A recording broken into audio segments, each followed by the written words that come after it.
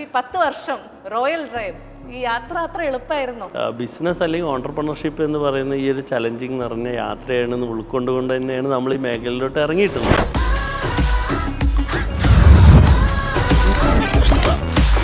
ഈ പൃഥ്വിരാജ് വാങ്ങിച്ച കാറുകളെ കുറിച്ചൊന്ന് പറയാവോ? അദ്ദേഹത്തിൻ്റെ കയ്യിൽ ലംബോർഗിനി ഹുറാക്ക ഉണ്ടായിരുന്നു. അത് എക്സ്ചേഞ്ച് ചെയ്തുകൊണ്ട് നമ്മുടെ അടുത്ത് നിന്ന് തന്നെ ലംബോർഗിനിയുടെ ഉറൂസാണ് വാങ്ങിച്ചത്. ചില സാധാരണക്കാർക്ക് ഒരു പേടിയായിരിക്കും, കുടുംബം മൊത്തം വിറ്റാലും ആധാരം കൊടുത്താലും കിട്ടാൻ പറ്റാത്ത അത്രയും വലിയ കാറുകളാണ് അവിടെ ഇരിക്കുന്നത്. ഒരിക്കലുമല്ല, നമ്മൾ അതിൻ്റെ ഭാഗമായിട്ടാണ് ഞങ്ങൾ ബഡ്ജറ്റ് കാറുകൾക്ക് കൂടി ഇപ്പോൾ ഞങ്ങൾ ഇറങ്ങിയിട്ടുണ്ടായിരുന്നു.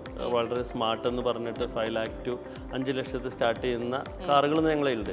റോയൽ ഡ്രൈവിൽ എൻഫോഴ്സ്മെന്റ് ഡയറക്ടറേറ്റിന്റെ റെയ്ഡ് നടത്തുന്നു, 1,500 കോടി രൂപ പിടിച്ചെടുക്കുന്നു. നമ്മളെ നാടിൻ്റെ ഇപ്പോഴത്തെ ഒരു കൾച്ചറിൻ്റെ ഭാഗമാണ്. എന്ത് ഹൈപ്പാക്കി പറയുന്നു അതാണ് വൈറലാവുക.